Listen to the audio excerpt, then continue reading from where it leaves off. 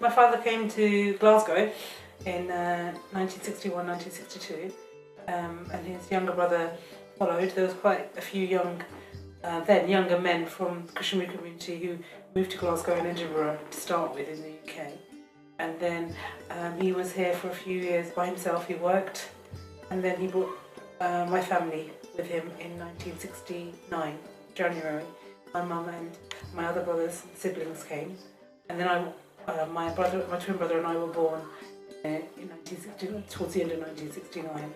And at that point, when we were growing up, we lived with different cousins and different uncles because no one really had their own house. There was a person in Watford who had his own house, and he let us stay with him for a while. And then when my dad had enough money, we went to a house with my uncle, and we lived in an extended family for a while. Then we bought our own house.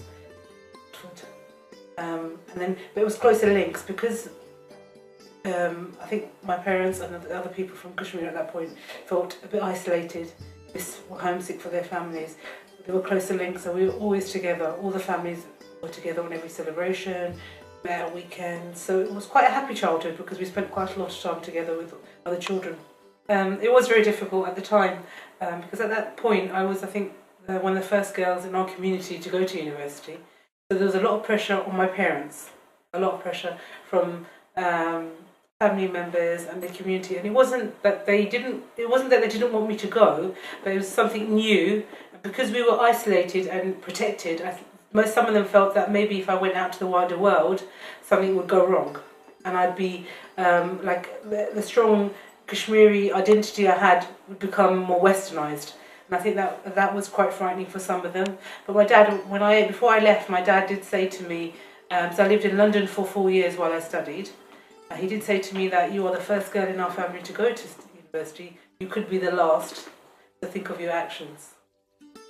So he did say, he made me aware of the choices that I made would affect my nieces, my cousins, and everybody around me. So, but I think, whereas my parents were concerned, because my dad was such a strong person, and he made us aware of what we were like, what was expected of us as Kashmiri Muslim children, that I was quite strong enough to go, and I didn't get into trouble, or I didn't feel that I needed to change. I think that as a Kashmiri community, we are still very behind other Asian communities. And for example, when I was at college, the Indian community, their parents were pharmacists. They were pharmacists. They were doing pharmacy. Their parents were doctors, dentists. They were pushed towards doing dentistry and being doctors. Whereas our parents, because they had I don't think they were educated as well as they could have been in Kashmir. So they came here and did manual labour, and therefore they didn't have the skills or aspirations. So they we weren't pushed in that direction. And I think that we're catching up slightly. Whereas now children are being made aware that they need to get degrees, be professional, and be pushed educationally more than they were. I think we've still got a long way to go. Especially like on Parents' Evening, more parents are attending Parents' Evening with their children. They are coming and asking what their children need to do, what they need to learn.